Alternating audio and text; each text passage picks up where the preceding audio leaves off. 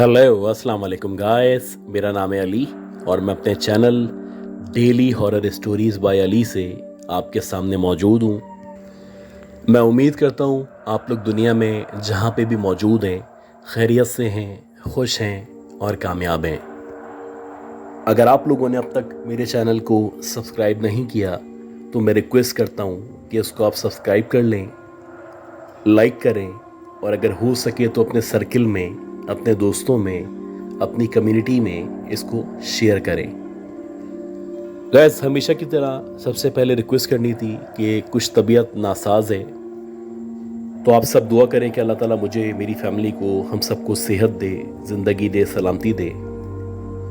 इसके साथ साथ अगर आप अपनी स्टोरीज़ भी शेयर करना चाहते हैं तो व्हाट्सएप कर सकते हैं, ईमेल कर सकते हैं या अपनी आवाज़ में रिकॉर्ड करके भेज सकते हैं। अच्छा गाइस, आज की ये जो सबसे पहली स्टोरी है, ये स्टोरी हमें तैमूर भाई ने भेजी है और पहले मैं माजरत करता हूँ कि इन्होंने मुझे स्टोरी कुछ दिनों पहले भेजी है और मैं उसको टाइम पे अपलोड नहीं कर सका। ये जो इंसिडेंट है ये तैमूर भाई के अपने साथ पेश आया था और ये बताते हैं कि ये एक बहुत बड़े सरकारी स्कूल में तालीम हासिल किया करते थे। ये जो इंसिडेंट है ये 2016 या 2017 का है और उस दौर में इनकी जो उम्र थी वो तकरीबन 12-13 साल के दरमियान थी और ये 7th क्लास में पढ़ा करते थे। ये बताते हैं कि शुरू से ही तालीम के अंदर इनकी जो सलाहियतें थीं वो बहुत अच्छी थीं और इनका पढ़ाई के अंदर दिल लगा करता था। सब कुछ अच्छा चल रहा था और 7th क्लास के पेपर होने वाले थे कि एकदम से इनकी जो तबीयत थी वो ख़राब होना शुरू हो गई। ये बताते हैं कि मुझे अच्छी तरह याद है कि मेरा साइंस का पेपर था और उस पेपर से एक दिन पहले तक मैं शदीद बीमार था और मुझे बुखार हुआ था। अब जिस दिन मेरा पेपर था उससे एक दिन पहले तक क्योंकि मैं शदीद बीमार था तो मेरे लिए मुमकिन नहीं था कि मैं इस बीमारी के आलम में या इस ख़राब तबीयत में पेपर्स की तैयारी कर सकूं।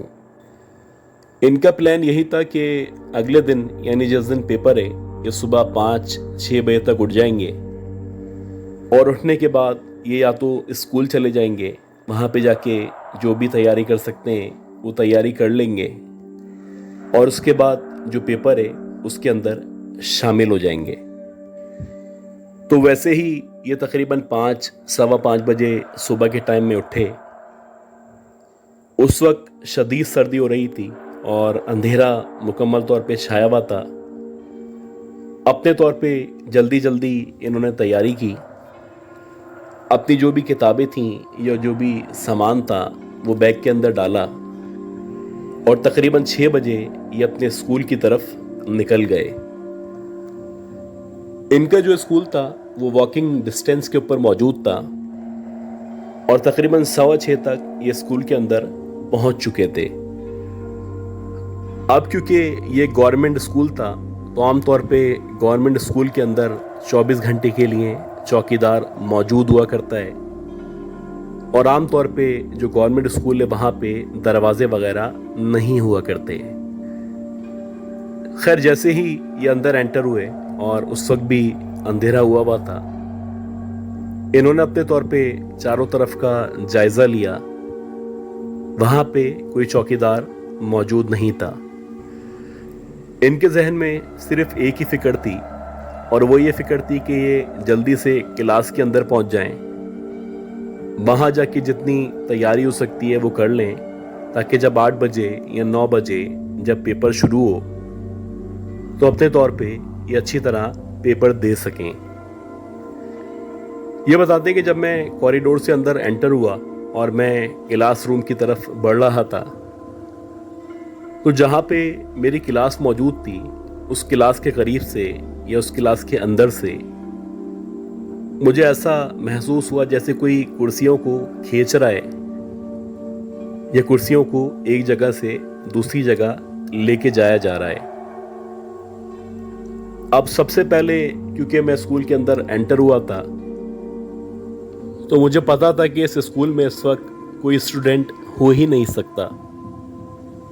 हाँ, ये हो सकता है कि जो कुर्सियाँ खींची जा रही हैं तो ये जो चौकीदार है वो अंदर क्लासों के अंदर कुर्सियों को खींच रहा हो। बहरहाल जब मैं क्लास के अंदर एंटर हुआ तो मुकम्मल तौर पे खामोशी थी और तकरीबन क्लास के अंदर अंधेरा हुआ था। मैं अंदर एंटर हुआ और अंदर एंटर होने के बाद जो क्लास की लाइट थी वो मैंने एकदम से ऑन कर दी। ये बताते हैं कि मैंने क्लास की लाइट ऑन करने के बाद जो भी मेरी किताबें थीं या जो भी मेरी कॉपियाँ थीं उनको खोलने के बाद पढ़ना शुरू कर दिया। अब जैसे जैसे मैं किताबों में देख के या कॉपियों में देख के अपने पेपर की तैयारी कर रहा था, वैसे वैसे मुझे महसूस हो रहा था कि मेरे सराउंडेड में या मेरी क्लास के करीब कोई मौजूद है जो मुसलसल या तो वॉक कर रहा है या कभी एक जगह से किसी दूसरी जगह चल के जा रहा है।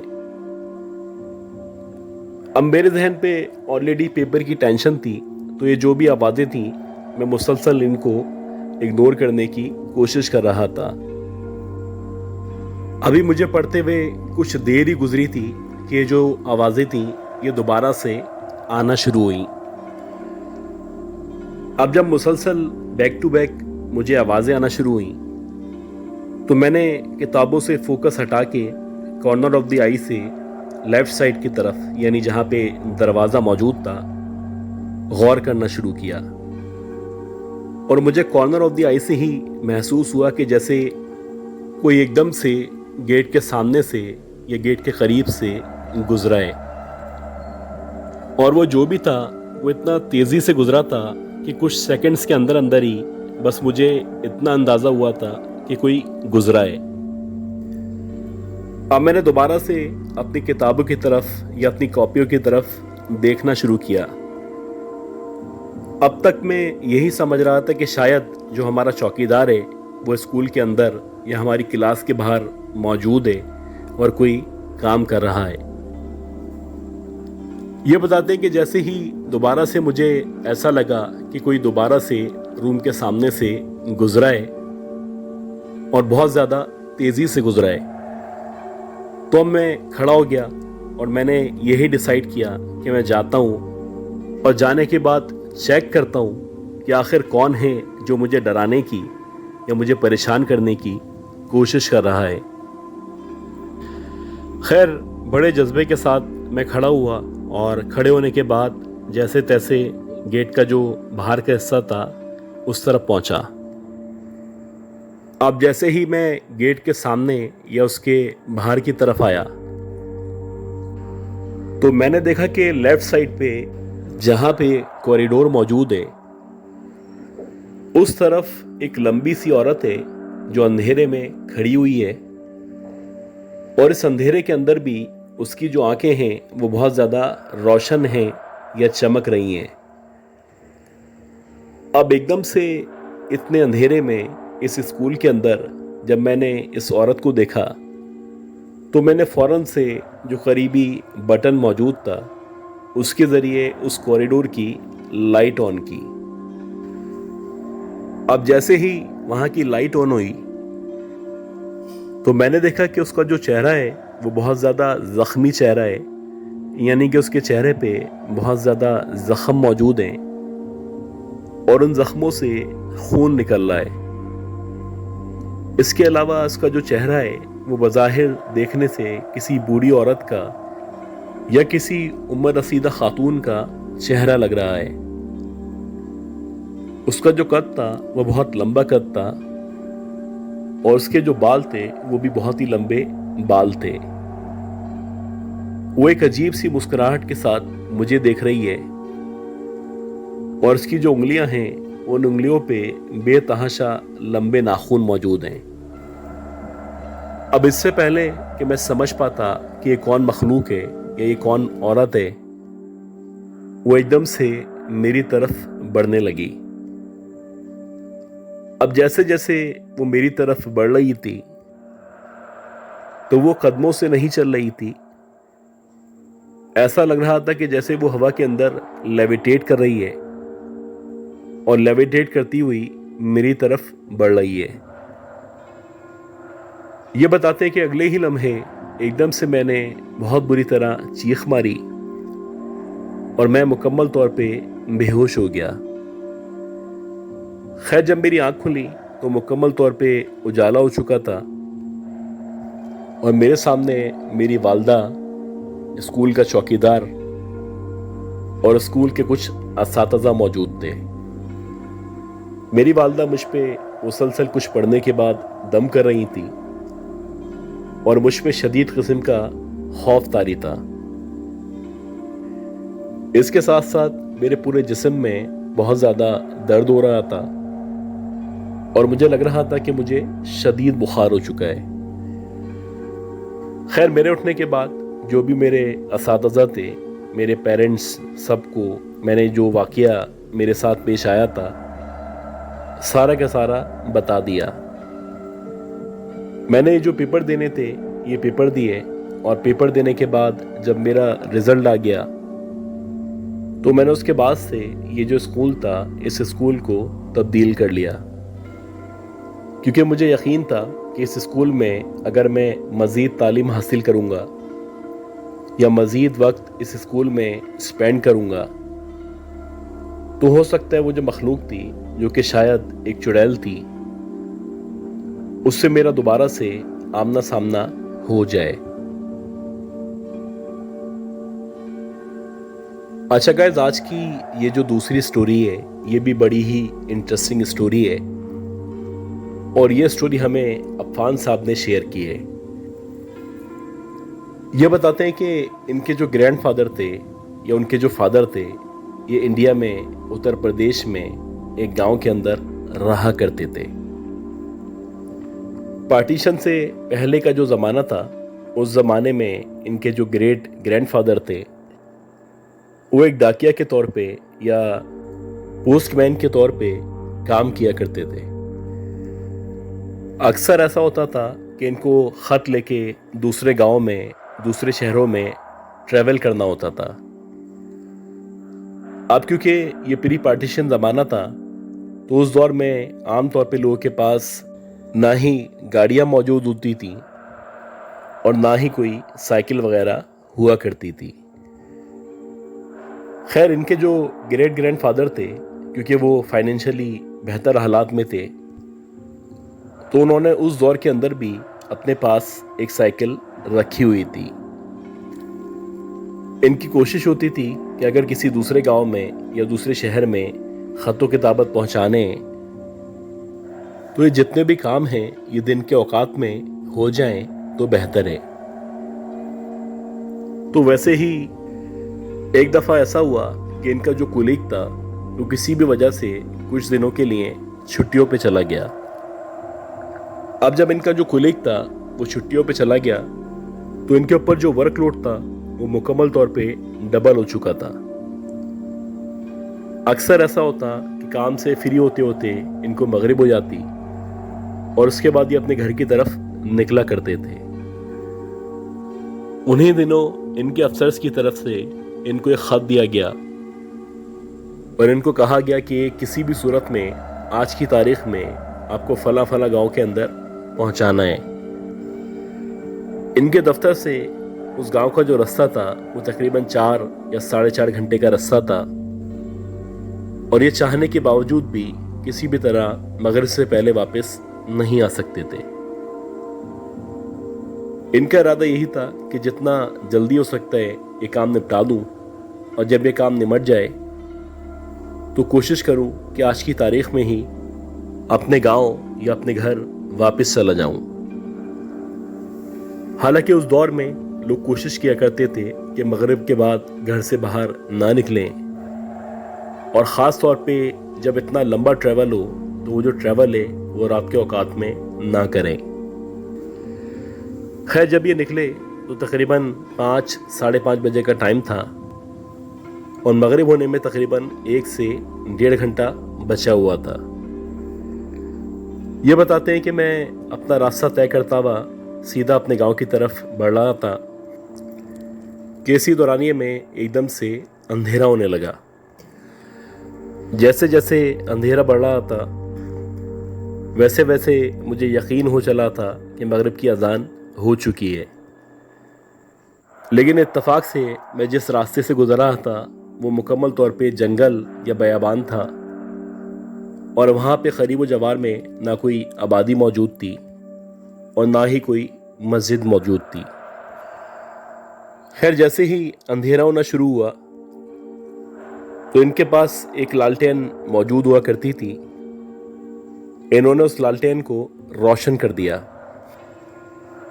ये बताते हैं कि इन्होंने मजीद 1 घंटे का सफ़र मुकम्मल कर लिया था और इनका गांव आने में तकरीबन 1.5 से पौने 2 घंटे का सफ़र बाकी था।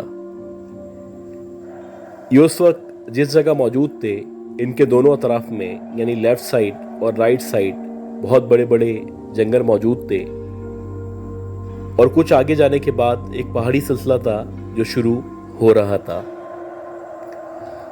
अब इससे पहले कि इस जंगल को क्रॉस करते तो इसी दौरानिये में इन्होंने देखा कि सामने की तरफ से एक औरत है और इसके साथ एक बच्ची मौजूद है।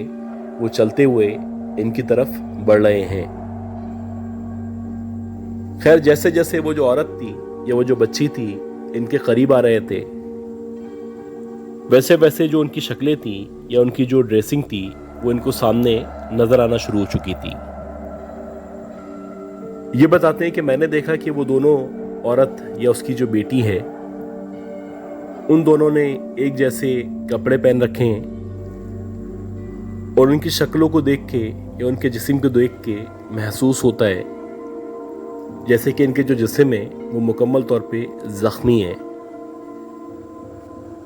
इन दोनों के जिस्म पे या इन दोनों के कपड़ों पे जगह जगह खून लगा हुआ था और बज़ाहिर देखने से ये महसूस हो रहा था कि शायद किसी जंगली जानवर ने इन दोनों के ऊपर हमला किया है। खैर, जैसे जैसे ये मज़ीद आगे बढ़े तो वैसे वैसे वो जो औरत थी और वो जो बच्ची थी वो इनके बिल्कुल सामने आके खड़े हो गए। वो जो औरत थी वो इनसे कहने लगी कि भाईजान, हम लोगों के ऊपर कुछ लोगों ने हमला कर दिया था और इस हमले की वजह से हम दोनों माँ बेटी जख्मी हो चुके हैं। अगर आप बुरा ना माने तो आप अपनी साइकिल पे हम दोनों को बिठा लें और यहाँ से कुछ फासले के ऊपर हमारा गांव मौजूद है। जैसे ही हमारा गांव शुरू होगा हम आपकी साइकिल से उतर जाएंगे। अब ये सुनने के बाद इनके जो ग्रेट ग्रैंडफादर थे वो सोचने लगे कि आखिर इतनी रात में, इस अंधेरे में ये औरत और इसकी बेटी यहाँ पे मौजूद हैं, तो यकीनन इनके साथ कोई ना कोई परेशानी होगी और कोई ना कोई मसला होगा जिसकी वजह से ये लोग यहाँ पे फंसे हुए हैं। खैर, इन्होंने कहा कि चलो ठीक है, तुम लोग पीछे जो कैरियर मौजूद है उस कैरियर के ऊपर बैठ जाओ।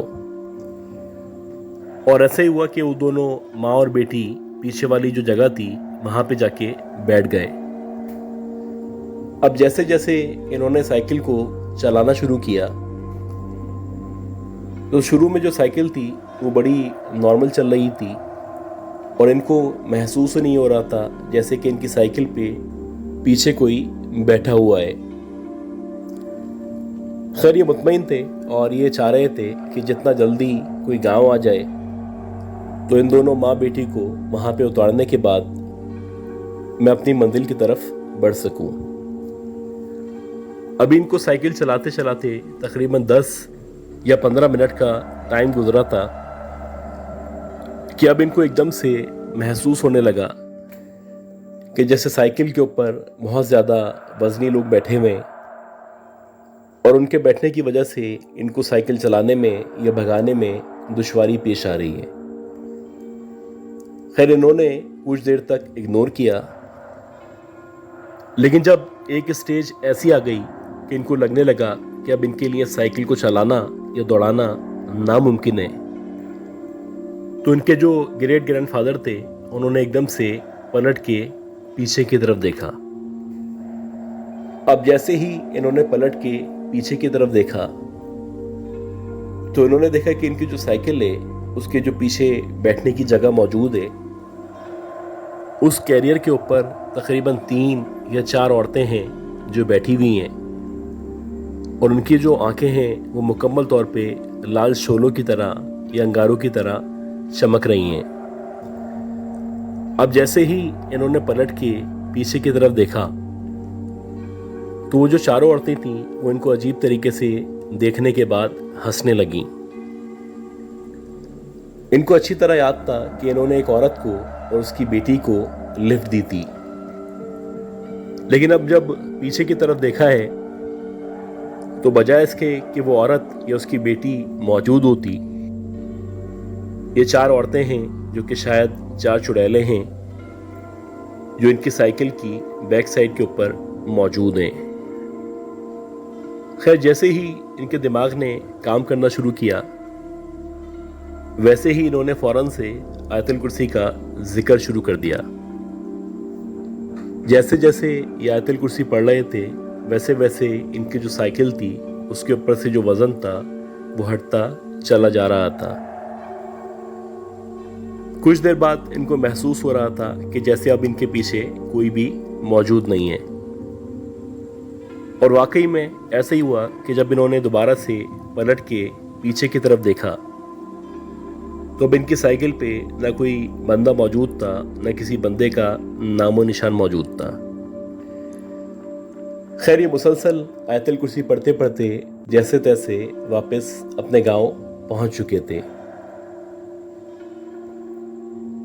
ये बताते हैं कि जब वो अपने गांव पहुंचे तो वहां पहुंचने के बाद तकरीबन 8 से 10 दिन तक ये शदीद बीमार रहे। गाइस, मैं उम्मीद करता हूँ ये जो स्टोरीज मैंने शेयर की हैं ये स्टोरीज आप लोगों को पसंद आई होंगी। अगर आप लोगों को ये स्टोरीज पसंद आई हैं तो प्लीज़ मेरे चैनल को लाइक करें, सब्सक्राइब करें, शेयर करें। दुआ लाजमी करें कि अल्लाह ताला मुझे, मेरी फैमिली को, हम सबको सेहत दे, ज़िंदगी दे, सलामती दे। अगली एपिसोड तक के लिए अपना ख्याल रखिएगा। अल्लाह हाफ़िज़।